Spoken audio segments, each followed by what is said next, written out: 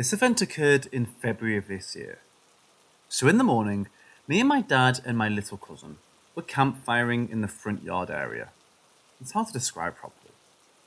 So my dad told this event that occurred a week ago in our town. So according to him, a week ago, a woman committed suicide by burning herself. And after that one day, a neighbour legit saw someone screaming and burning inside the house. They described it as unreal, like the flames. They can see it, but can't at the same time, and the silhouette was clear. After that, an old man, whom I know lives half a mile down the road, actually went in front of the house cussing, threatening them as being fake. Then right after, he came home and was making fire. One of the woods beside him just flew and hit him on the head. He had to get a few stitches for that. So that's all I know about that event. Everything about the incident is just shady. It's a blur. It's like no one wants to talk about it. I may try to ask my dad for more info.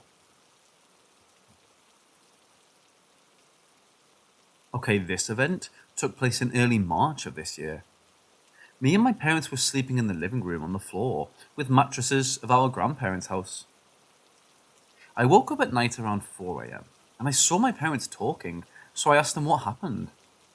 They said they can't sleep because of mosquitoes. So after some time, I decided to sleep, but couldn't because of the mosquitoes. As I was trying to sleep, I heard the sound of an anklet coming from outside. The scary part was I was literally in front of the door, and the door was open. My parents opened so the mosquitoes could go outside. My mom immediately told back to retreat to the couch and sit on it. We can hear the sound of anklets even circling around the house. We can hear it in the front yard, but there was nobody there. The porch light was on, so we could easily see. My mom said that she heard this many times throughout the years here, since childhood. At this point, we're just trying to make sense of all this, but couldn't. Around 5 a.m, it stopped. And I swear, as soon as it stopped, the sound of nature, like bugs, birds, everything, just came back. Like they were scared of what was outside. The next morning I checked. No footstep. And crazy part is that there's a hill in the corner of our house, so somebody has to climb and then descend without making any sound. And that fast. I mean, the sounds were travelling abnormally fast. Trust me, I had rolled out every possible cause, from rattlesnakes to bugs to birds, to any pranksters. Third, I saw a black shadow in the corner of our house. It was a legit solid figure and entirely black. It made no sound as it moved its arm. I don't know if it's paranormal or just a shadow. I personally think it was just a shadow. At least that's what I want to think, but I just thought I'd include it. That's it. That's all the creepy experiences this year. There are also many experiences I haven't shared. I mean, reading to this, you might think living in our grandma's house must be tormenting, but trust me, it ain't. It's really good here. Good vibes, but at night, it can get kind of scary.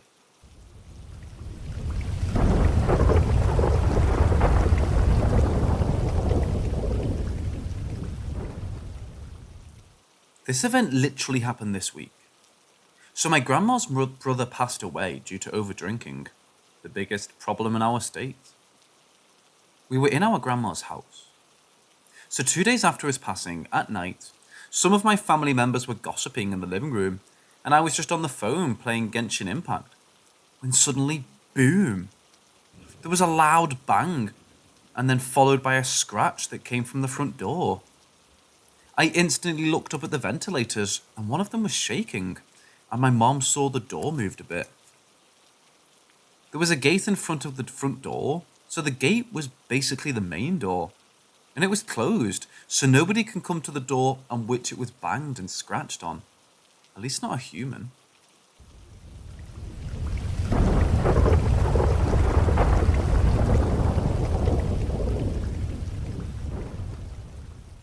So last night, my family were having a conversation in the bedroom, And then the conversation suddenly turned into a paranormal one.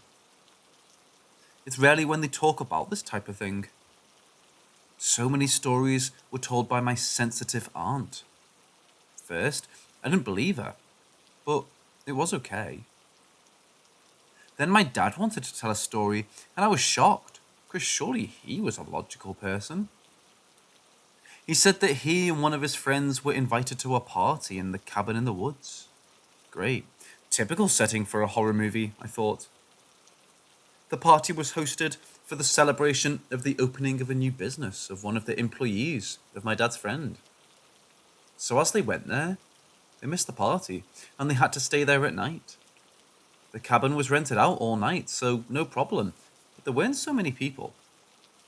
So at night, at 3 a.m., I know it's the bad hour, or something even. So at 3 a.m., my dad and his friends had to use the bathroom, and great enough, the plumbing was broken in the bathroom, so they had to use another bathroom that was located somewhere far away from this cabin, near some banana tree. You can see the bathroom from the cabin though, so his friend was watching him from near the porch light. As my dad was doing his business, he felt the whole bathroom moved. It was just a small block for a bathroom. I know it sounds weird, but these were common before. So as he looked around him, he didn't see anything. So he did his business and came and asked his friend why it shook, even if it wasn't windy. Then the friend pointed towards the side of the bathroom. He saw a tall black figure.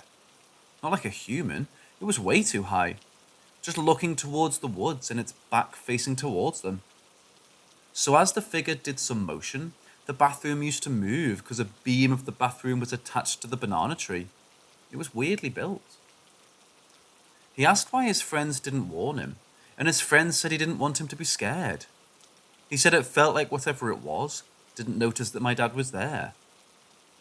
That night, they just packed their bags and drove off. The friend didn't even do his business. Later, they learned that place, particularly where the bathroom is, was a burial ground. Someone built a bathroom over it for God knows what reason. Then, my aunt wanted to tell a story. She calls herself sensitive, and I don't know how much I believe her, but she surely has a good intuition.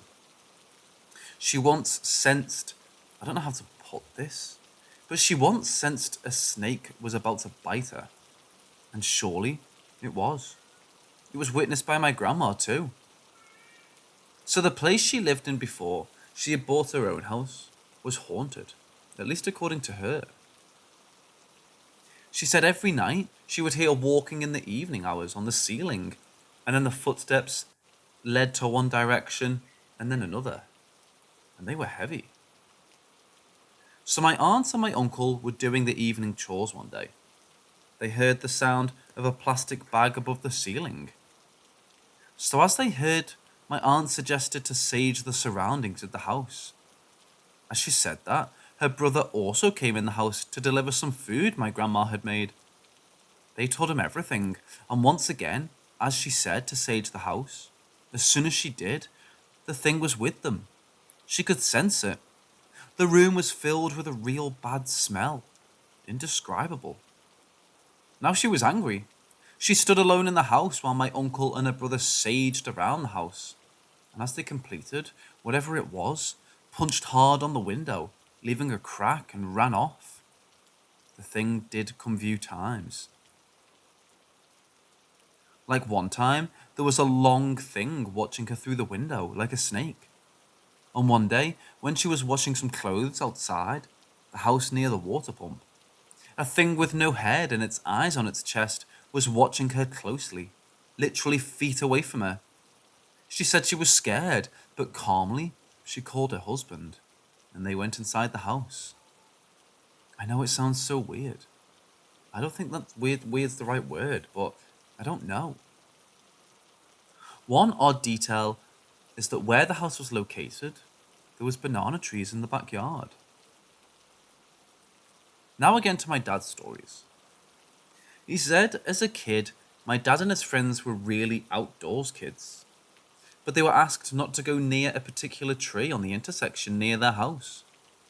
People said there was a thing with no head and eyes on its chest near the tree, or attached to the tree, and by coincidence or some mystical fate, the tree was a banana tree. Why always banana trees? So my dad and his friend saw it a few times, and it was described exactly like my aunt said. He said now that the tree was cut to build a hotel. The thing moved near one of his friend's dad's shop. So as people used to go to the shop, they would always see this thing and never saw anything but a pig running.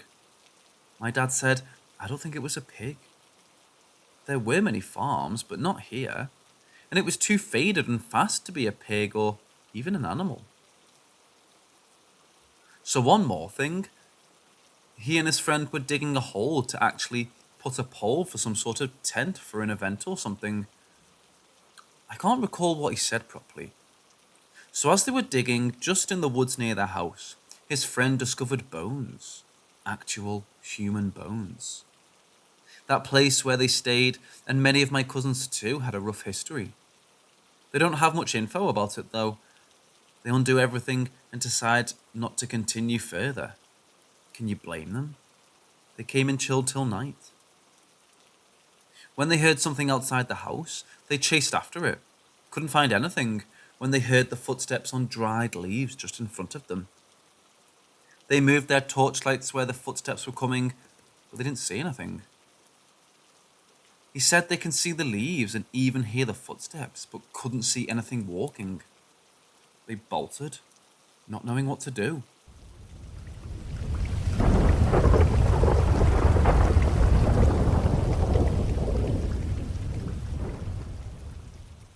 It's not a story as such, but rather a strange phenomenon that I still can't explain, and I'm looking for an explanation about what could have happened. I live in France, and at the time, I was living in the city of Toulouse. It was sunny and very hot. My mother just drove me back from school.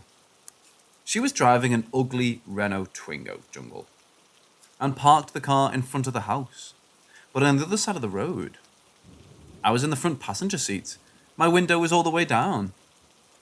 As soon as she turned off the engine, I heard footsteps on the pedestrian way just beside me. It was loud and clear, and it was with no doubt the steps of a woman, spiked heels. The catch is that there was nobody, and the sound of the steps was moving.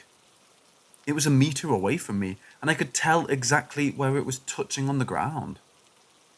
I was shocked. My mother was also. We looked at each other. We didn't understand what had happened. Time passes, and with years, I thought maybe I dreamed this. But one time at a family dinner, when I was like 30 years old, my mother asked me if I remembered this event. I thought, shit, this was real. She remembers it. I never understood what it was or how it happened. At some point, I was thinking that maybe it was the shock absorbers from the car that was dilating, as it was a hot day. But it wasn't exactly the same sound, and it doesn't explain the fact that the sound was moving. Maybe it's just that my memory is fading away, and in fact it wasn't moving, and not really Spike Heel's sound. But then my mother also has a bad memory. I wouldn't have been shocked if it wasn't for the case.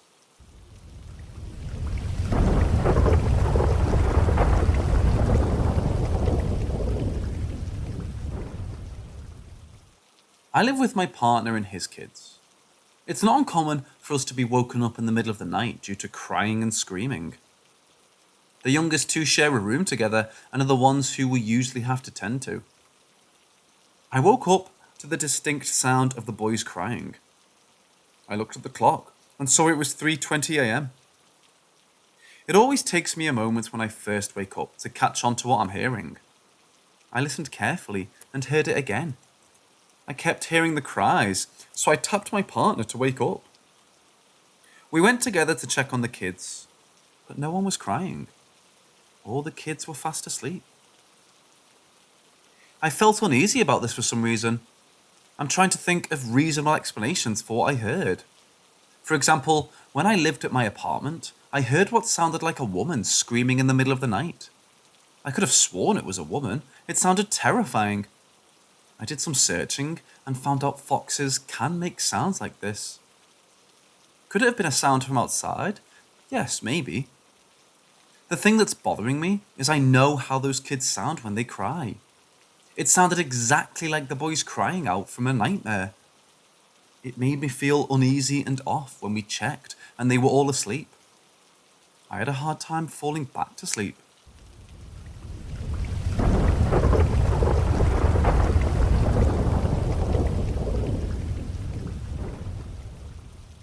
A possible guardian angel that my very close friend had not so long ago, but still before COVID. He's a Catholic priest who's very open-minded and not stuck to beliefs like appearances of angel-like creatures, or some voices which are supposed to be gods. But let's continue. He was on a pilgrimage with one of his friends from the priory. They had a mission to go through the entire country on foot and with limited money, so they could only afford food and sleep in people's houses. One day, they stopped in a small village to buy some food. They went into the grocery store and started to choose cans. But right before paying, it turned out that my friend doesn't have enough money. Suddenly, a tall man with long hair and a leather jacket came into the store. When my friend was selecting what to buy, the stranger told the cashier, "This man takes everything, I will pay," and handed him a bill with twice the amount needed for all the groceries chosen by the friend earlier. As my friend described it to me, when the man came to the store, the friend sensed from the stranger some kind of aura or very positive energy that gave hope and some kind of happiness. The man stayed by my friend until he almost finished packing, and during this, he bought something small, water if I remember correctly, then left the store. My friend saw him leaving and wanted to thank him for all the money, but when he opened the door, there was no one there. Not a single living soul, nor a car for about 200 meters in each direction. There were also no cars in front of the store when priests came there. It looked like he just vanished. It was so surreal and amazing that my friend simply started thinking he was probably an angel who helped them during their journey. What do you guys think? What kind of being, or if not a human, could it be?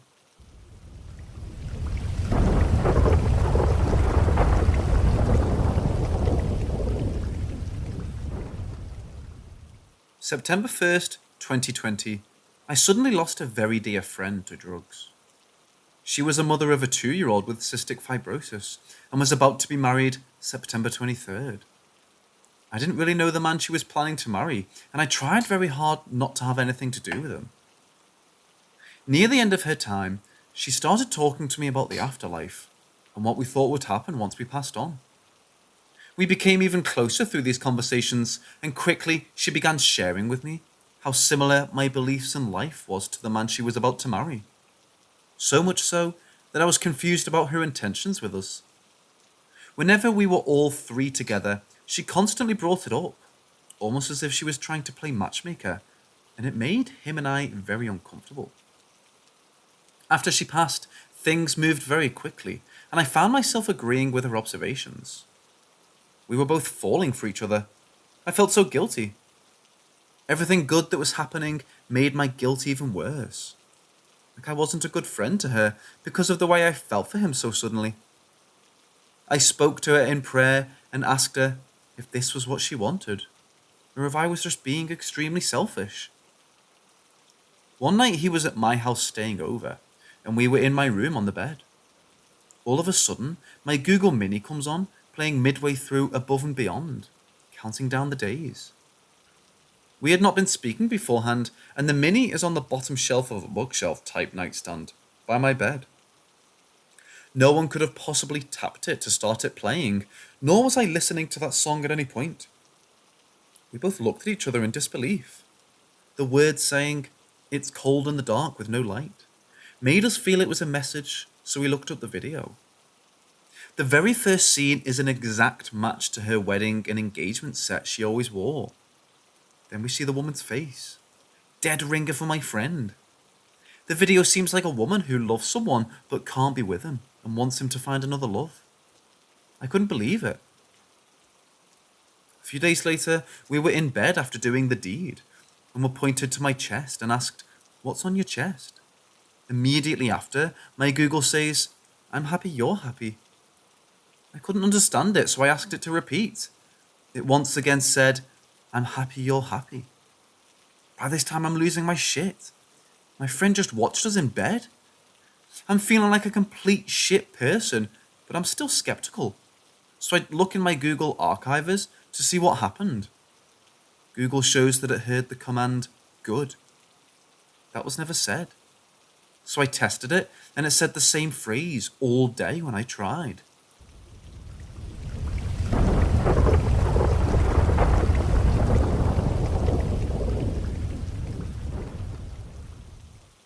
This happened on November 30th, 2019, so forgive me if the specific details are minimal. It was a long time ago. I've done research and cannot find a similar story, so I'm hoping one of you will have heard or experienced something. Technically, the story starts on November 29th.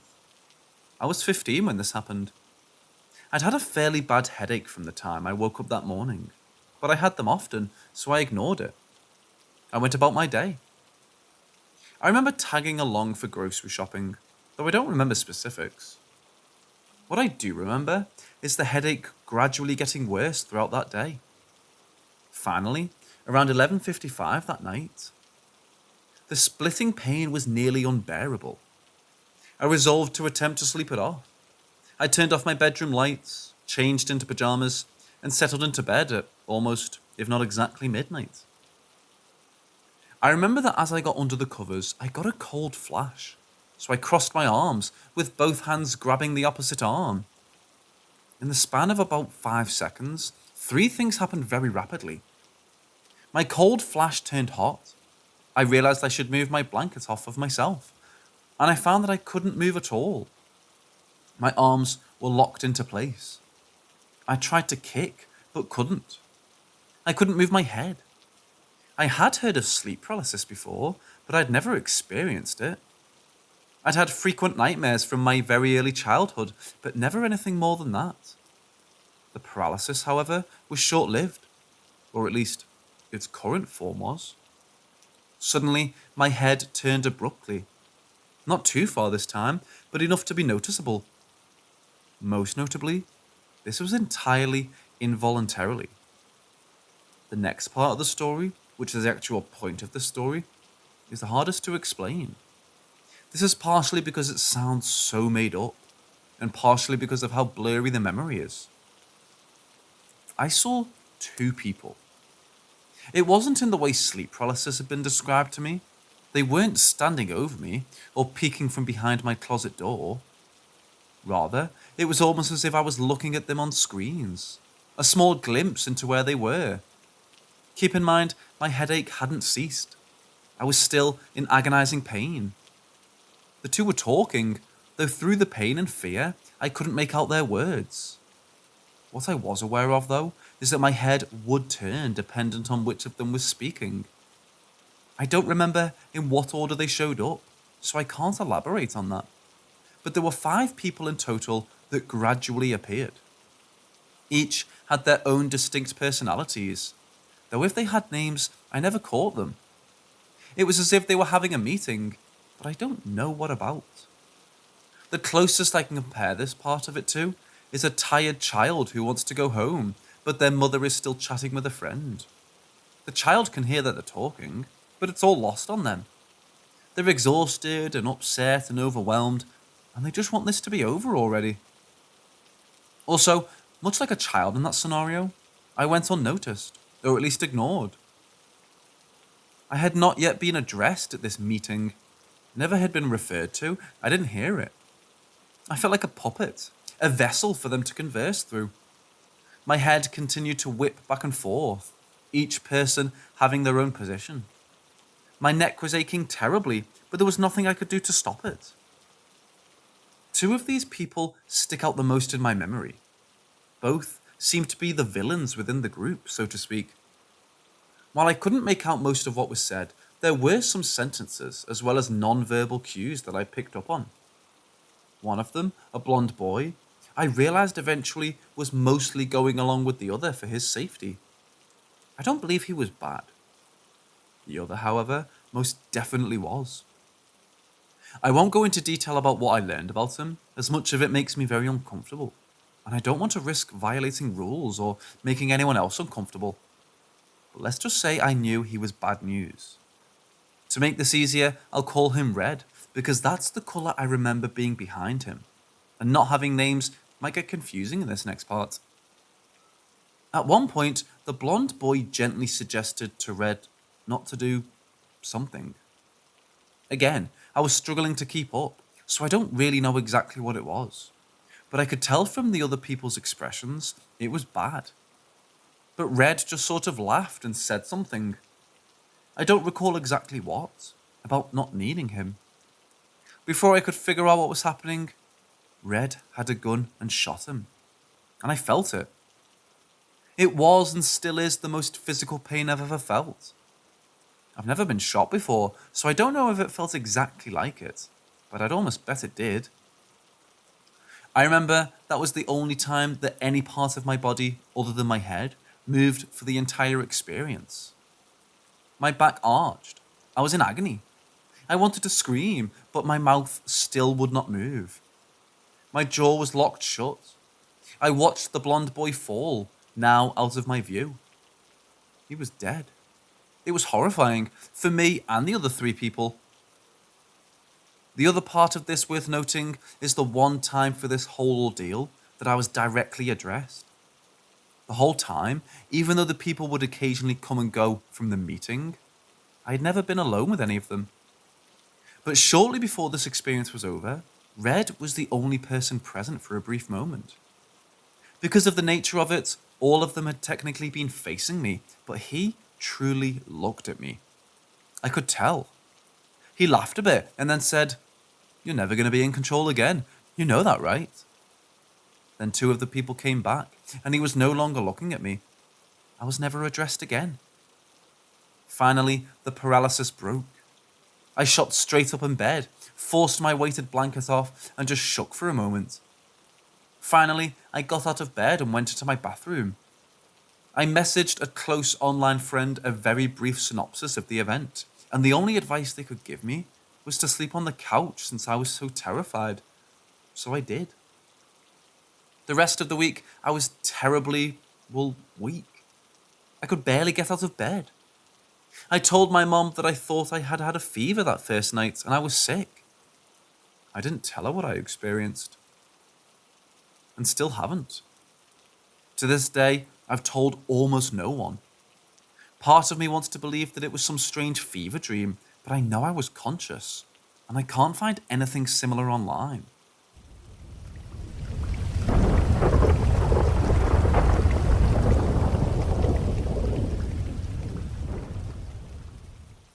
Okay, so when I was really little, my mom and pretty much anyone who visited our apartment would always talk about how literally every day after, I'd come back from the babysitter's house. I'd go around this one corner in the living room and for hours, I'd sit and laugh and just play with something that nobody else would be able to see. And I'd do it routinely every single day. And sometimes it'd be to the point where my mom would have to drag me away because I wouldn't want to stop playing with whatever it was around that corner. However, one day, as my mom explained it, I went to go play with it. And when I saw it, I was just horrified and cried all night and basically never went over there again. And that was pretty much the end of that. Although, up until around elementary school, whenever I would go to the bathroom at night or to sneak in a midnight snack from the kitchen, I'd almost always see some type of faint, almost completely transparent figure kind of just wander around the hall. Sometimes it'd go into the bathroom. Sometimes it'd come into my direction. But almost always by the time it reached the kitchen, it'd kind of just fade out. And the same right before it'd go into the bathroom. Even sometimes if I looked at it too hard. But I never really thought much of it. I kind of just thought, oh, it might have been a really big cloud of dust. And as a kid, your imagination runs rampant. So it wouldn't be that off to think you'd see the same cloud of dust doing the exact same thing every single night in the same exact spot. Now, fast forward 10 plus years. I'm 18 and I really like watching paranormal stuff, horror movies, etc. I don't know why, but after watching a bunch of ghost sighting videos, it kind of just occurred to me that these faint white looking apparitions that you sometimes see in those videos is literally exactly what I saw. Now, I never was really able to make out any clear features of it, or anything notable, signifying it could have been a person. But thinking back on it, I'm certain it was exactly like that. Also, just to clarify, if it's something I can't really tell you if it's friendly, but I can guarantee you it's not unfriendly, as it'd never really do more than kind of just wander around and not really do much more.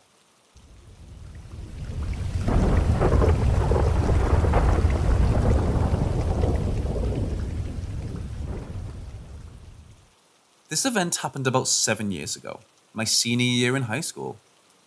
I was out in the country at this party some acquaintances were having with my friends, and we were only there for a couple of hours at most. The party was really out in the country, probably about 30 minutes to an hour away from any small town or suburb in an already rural state. The party took place at a barn, and while we were there, my friend and I weren't under the influence of any kinds of drugs or alcohol at all, completely sober. The group I was with decided to leave the party since it was late, and one of our friends who was with us was really drunk, so that was another reason. There were 4 of us in the group who came to the party, myself and my good friend at the time, both of us completely sober, and then another friend who was moderately sober and his friend, the girl who was pretty intoxicated. As we walked out of the barn, there was a row of cars parked belonging to the partygoers that was in front of this long stretch of flat plains, with a high row of fields about 6 feet tall to the right of the flat ground. We were about to leave the party when the girl we were with, who was really drunk, had to grab some clothes and belongings in another friend's car. My sober friend and I stood there waiting for her to get her stuff, which was taking a while since she was so drunk, and started puking next to the car. As our other friends struggled to help her, my friend and I continued to stand there, when all of a sudden I saw this orb of energy appear practically out of thin air in the middle of this flat plain field in front of the cars. The orb was orange and the energy looked like some type of plasma just floating in midair. The orb suddenly morphed into a human. It was like a silhouette, about 6 feet tall with a head. It was also orange, and the energy was flowing inside the silhouette, like it was circulating and moving around. I looked away from it in shock, and a second later my friend asked, "Are you seeing this right now?" while he pointed at the energy. I said yes and looked back at it. At this point, this mysterious energy started floating to the right, towards the taller row of corn and wheat fields. The ghost-like entity took about 30 seconds to reach the taller field, and as soon as it reached that part, it compartmentalized itself back into a small ball or orb, and resumed moving into the tall grass out of sight from both of us. My friend and I were at a loss for words, and just kept repeating what we had seen. At this point, our intoxicated friends were still rummaging through their friends' cars for their belongings. There were about 15 people outside when this happened, all drunk and talking, seemingly not paying attention to what just happened. Moments later, a kid approached me who I knew but never talked to in my life. He struck up small talk with me and the conversation ended pretty quickly. Nothing too important. This may be related to what we had seen, but about 3 months later, the kid who approached me died of an accidental gunshot wound, which I thought seemed not only tragic, but oddly coincidental. After the kid walked away, our 2 other friends finally got their stuff and were ready to leave. As we got into our car, the girl opened her car to puke more, so we were stuck parked for a few more minutes. My other sober friend was in the driver's seat, and I was in the passenger seat still stunned by what we had witnessed. Out of nowhere, there were these huge bright headlights turned on about a foot from our car, which illuminated what looked to be a giant monster truck-sized pickup directly facing our car. It was elevated high off the ground due to its large size. We looked up to the driver's side of the pickup after my friend and I looked at each other puzzled and saw nobody driving the truck. Meanwhile, our two drunk friends were outside of the car as the girl puked some more, both not looking at this unoccupied truck. My friend and I stared onward at this truck, and suddenly it started reversing straight back into the flat field. It continued backing up until it drove out of sight, or more so vanished out of sight once it reached a faraway distance. After the truck disappeared, my friend and I looked at each other again and just couldn't believe it. We just kept asking, what was that for a minute, until our two drunk friends got back in the car, ready to leave. We asked them if they saw any of what we just saw, and they said no, and responded saying we'd just seeing strange things. We left the party and dropped off our two drunk friends. To this day, my friend and I can't explain what happened that night, and nobody at the party reported seeing anything strange. I still don't know what we saw. Was the orb-turned-humanoid figure some type of ghost or interdimensional being? Was the giant truck appearing out of thin air some type of ghost vehicle? Or was the whole ordeal some type of shared hallucination my friend and I both experienced while completely sober? Could it be that the other partygoers were having fun at our expense and somehow tricked us into believing we saw ghosts when it was some type of holographic projection they displayed? That could explain why everyone around us was so unaware of what happened, but they were also all really drunk and preoccupied with other matters, with no signs of any light coming from any type of projection device, so I'm not sure if it could be that. Also, the kid who passed away 3 months later coming to talk to me immediately after seeing the field ghost seemed almost too coincidental.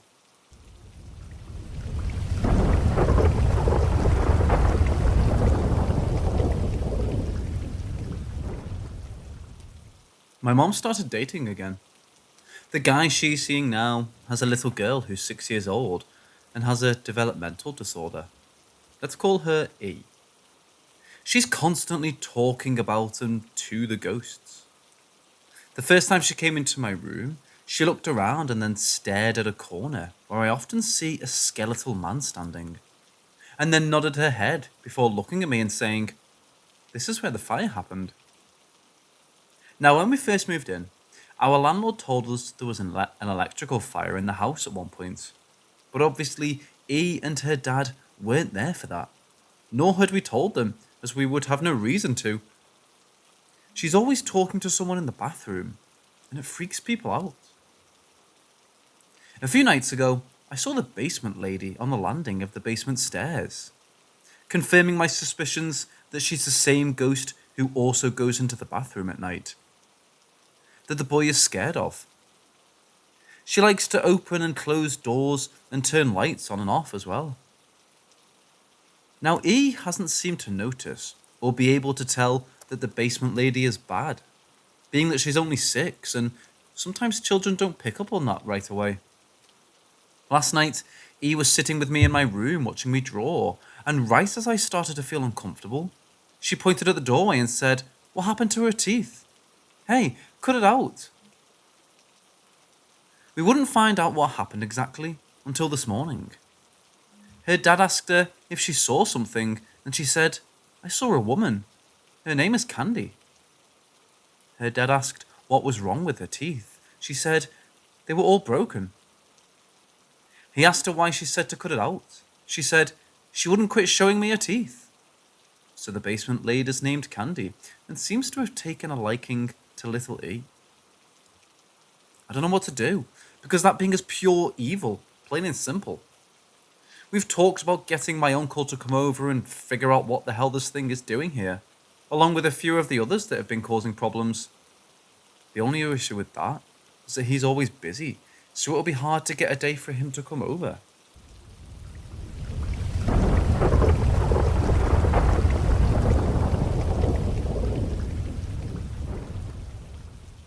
I've been thinking about it a lot lately. I call it the mimic.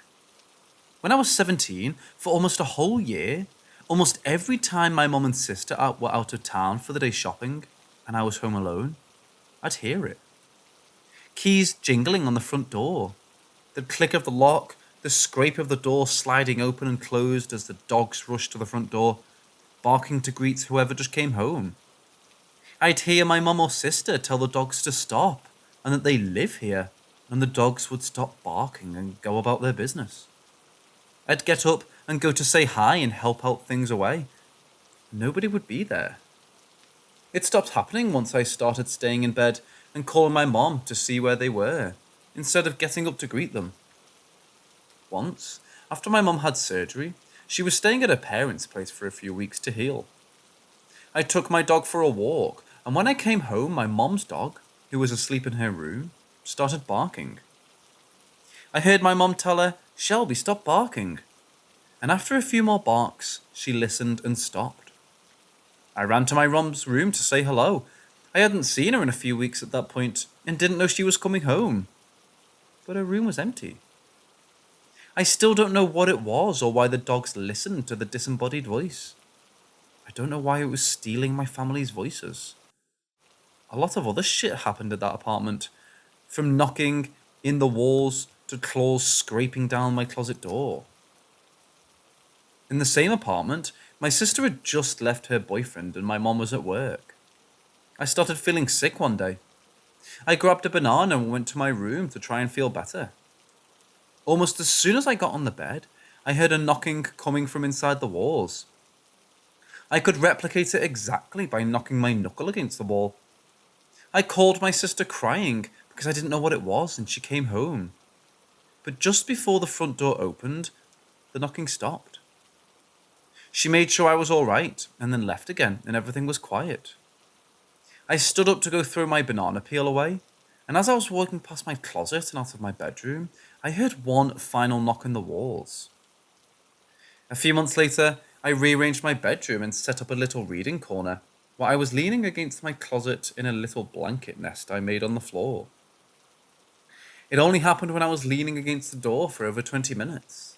But any time I'd be reading in my little nest, I would hear and feel the vibrations of the door rumbling against my back. What sounded like claws dragging down the inside of the closet door, trying to get out. It only happened 3 times before I rearranged my room again. This time, I put my bed against the closet door so anything in there couldn't get out. Mind you, my closet was completely full to the top. A kitten couldn't fit in there. So I don't know where the sound was coming from, but it certainly wasn't the 3 garbage bags pressing against the door. I still heard things coming from my closet after moving my bed against it, but I felt safer knowing it couldn't get out. I still don't know what it was in that apartment, but I'm glad it didn't follow me when we left.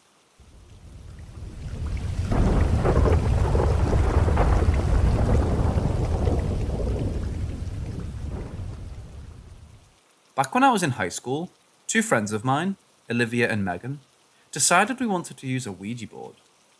I was nervous to do it the first night, so it was just Olivia and Megan. It works, so I start doing the board with them. We do this almost every single night, trying to talk to the same 2 entities we thought we were talking to. We'll call them 2 colours that represent them well, blue and red. These 2 entities became attached to us. We know for sure there were 2 because of the physical energy you could sense from both.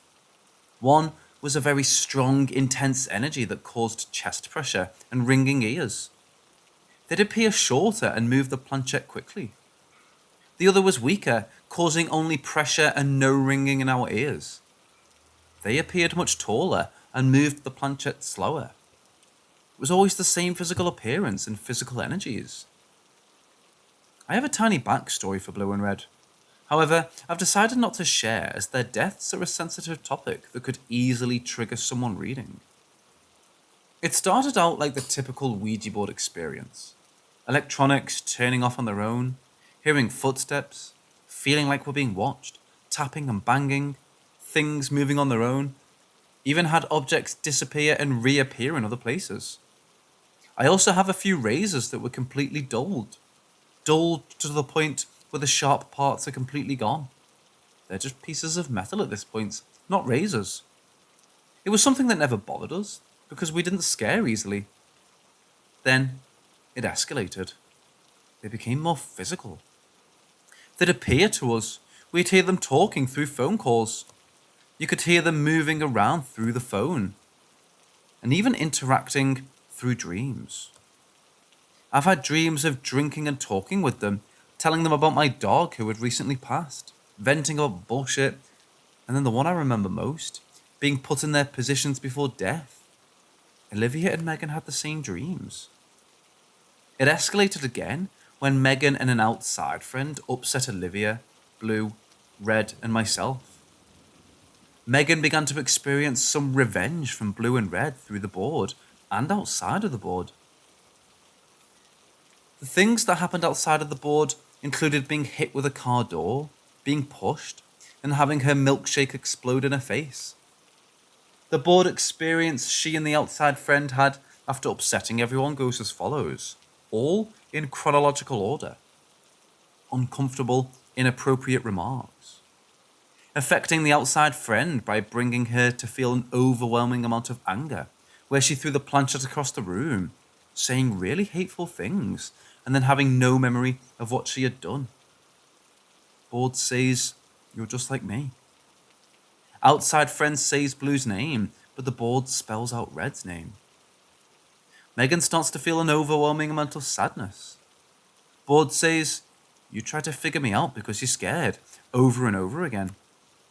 By the time the sentence is finished, the outside friend is unknowingly saying, "I'm just like them," over and over again. Board says, "You're gonna break." Outside friend continues repeating that she's just like them, going in and out of awareness. I never heard about how they ended that session. We've since stopped using the board, but they're both still here. I've seen them. Don't do Ouija boards, everyone.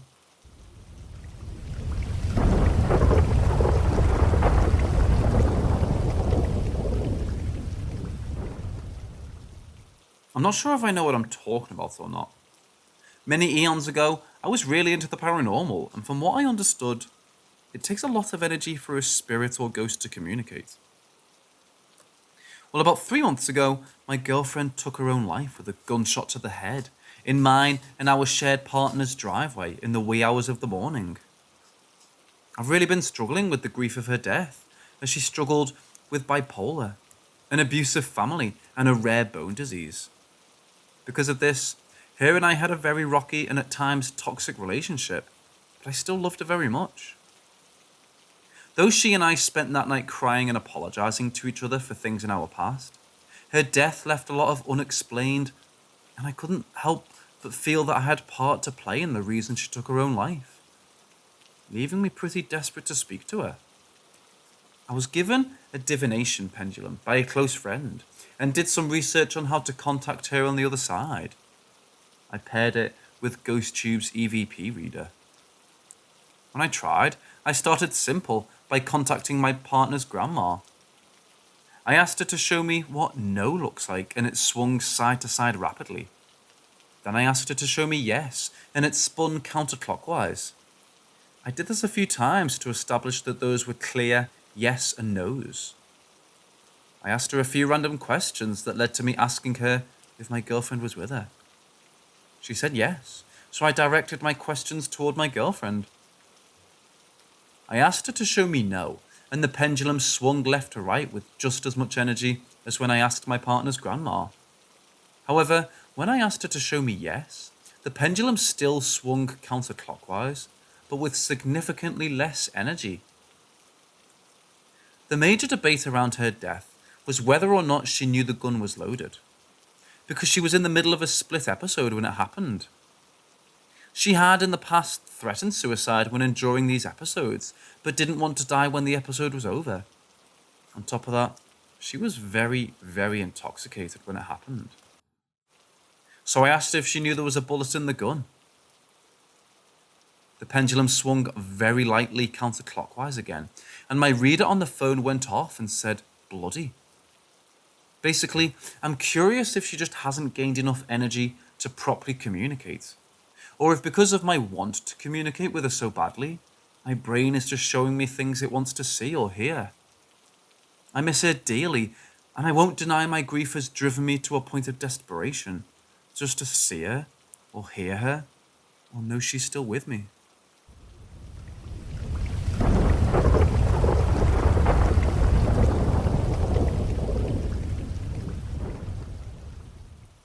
I used to work in a casino. One night, I was approached by an elderly woman asking about paging someone over the intercom. I tried to explain where to go, but she insisted I personally walk her to the desk where they can do that. As I walked her through the casino, she started talking to me. She mentioned she was a medium and how her family has always strictly advised her against sharing that information with people. When you work in a casino, you encounter a lot of scammers and odd people. I was polite, but tried not to engage with her much on the topic. As we kept walking, she said something to me about my sister. I stopped and asked how she knew my sister. She didn't, but started talking to me at great lengths about my family. At this particular time, my sister was going through a very difficult time in life that was impacting our family as a whole. I was skeptical, but curious. As she went on, I was careful to neither confirm or deny anything, but just listen to what she had to say. She went into great detail about how my father, mother, and even I played into the current situation. She even began to become visibly emotional, as if she could feel what my mother was feeling. I was utterly astonished. As she told me that I, being the oldest and most diplomatic in my family dynamic, needed to be more outspoken with everyone involved. Everything she had told me was undeniably accurate and insightful. But then she shifted her focus. She told me about someone I worked with, and went into great detail about what this person looked like and how they felt about me. She talked about the dynamic between us and advised me to take caution. At this point, she had lost me. I couldn't think of a single person or relationship in my working life that fit that description. I began becoming more skeptical again and reminded her that I needed to get back to work and keep walking towards our destination. She kept talking to me as we walked, and I began to once again find myself astonished as to not just what she was telling me, but also how she would go about it. Her body language, expressions, and emotional energy. As we got closer, she abruptly stopped walking.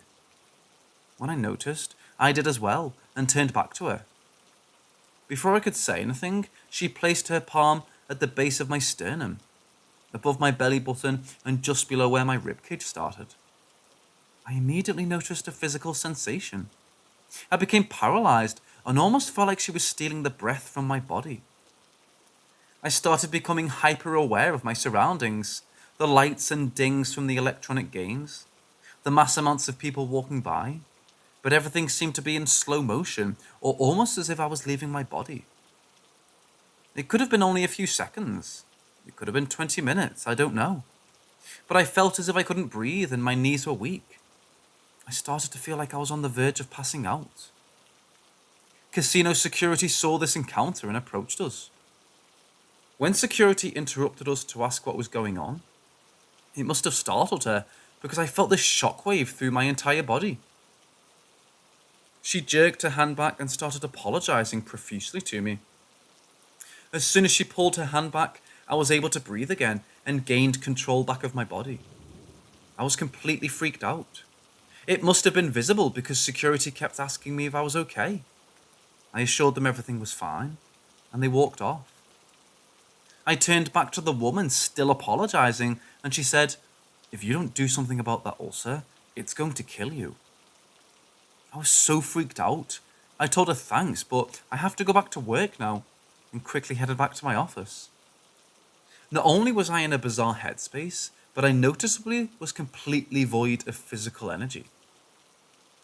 The entire experience was the most profound encounter of my life, and I'll never forget those words and the physical sensation. I was having a lot of stomach issues at the time, but I was far too scared to get medical verification of an ulcer. But if that wasn't bizarre enough on its own, it gets even weirder. The encounter happened nearly 10 years ago, and it's sat with me ever since. But recently, was I was reflecting back on it. I realised that the second part about the co-worker that initially made no sense, all of a sudden did. That entire situation played out in my life a few years ago. The description of the person and the very specific details were 100% spot on from what was described to me 10 years ago. I even realised that the entire situation was initiated nearly 7 years to the day from the moment this woman described it to me. Not only were the two incidents separated by 7 years, but the person she described I hadn't even met yet and was in an entirely different state and company. I don't know what to make of this. I've come here to see what others take. I'm open to this type of stuff, but I've always approached these situations skeptically. I'd love to hear what anyone has to say about it.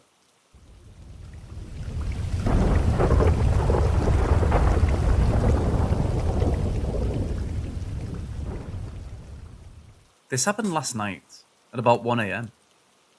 I'm with the dog by the side of my bed, scrolling through my phone. A few minutes later, I turn and see she's gone. I start looking around the house, which is fairly small, and she's nowhere to be found. So I keep looking around, thinking somehow I've missed her. And all this time, I hear a dog constantly barking outside. But of course, I assume it's another dog. So I finally step outside and call for her, and all the other dogs come, but her. I go towards the sound, and it's her who's been barking all this time at a toad. This is something she does usually with toads. She's crazy about them.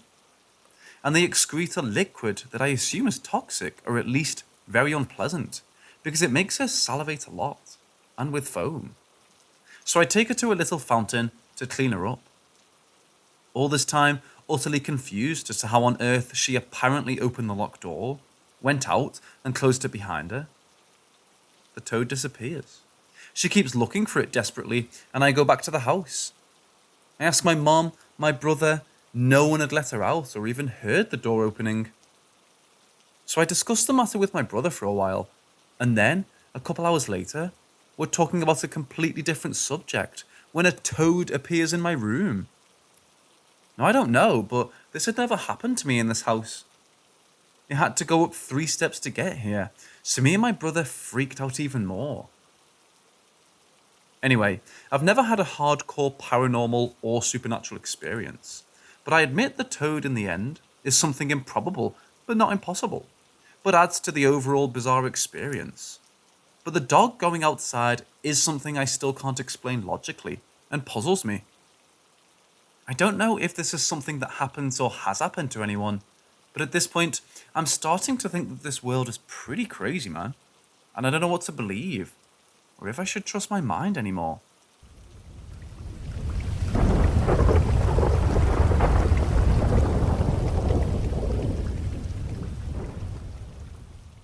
Story 1.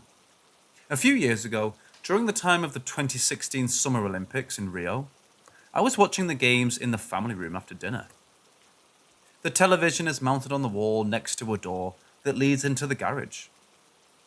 Prior to this incident, I would lock the doorknob but leave the deadbolt unlocked since I'm home after all, and would lock the deadbolt when I go to bed.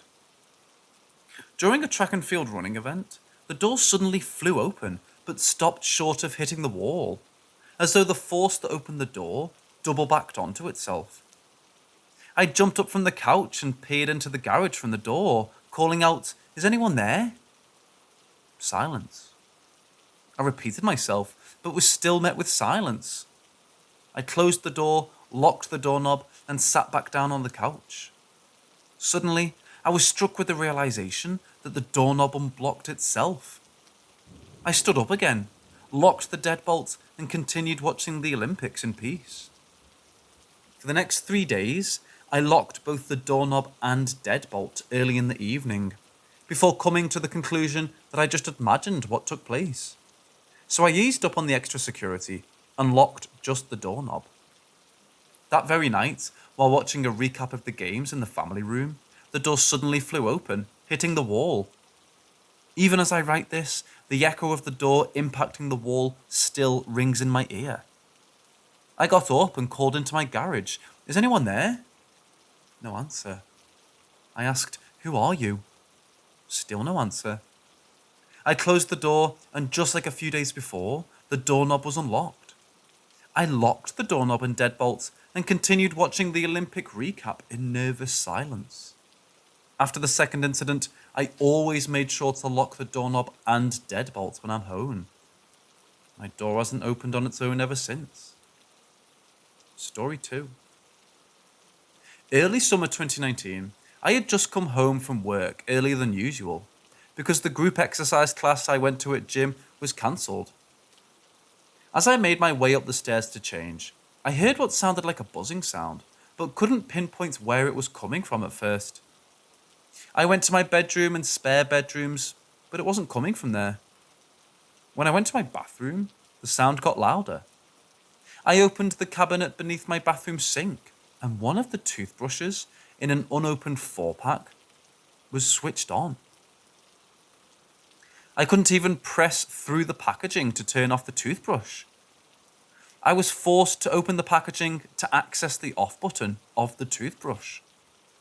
For the life of me, I just don't know how the toothbrush turned on by itself like that. Story 3. I have a 3-light floor lamp at the opposite side of my bedroom next to my desk and computer. I use this light only when I'm working at my desk in the evening or during the weekend. I never turn this on in the morning since I get ready for work in the master bathroom and use the lighting in there instead. When I leave for work, I make sure all of my lights are off. When I came home from the gym one evening last December, however, I was surprised to see that all 3 lights on my floor lamp had been turned on. Except for when I first bought the lamp and tested it some 10 years ago, I've never turned on all 3 lights at once since. I looked through my whole house to see if anyone else was inside my house, but no one was there. A few nights later, it happened again. Same floor lamp, and all 3 lights were on. Another search of my whole house yielded the same results. Nobody else was inside my house, except me.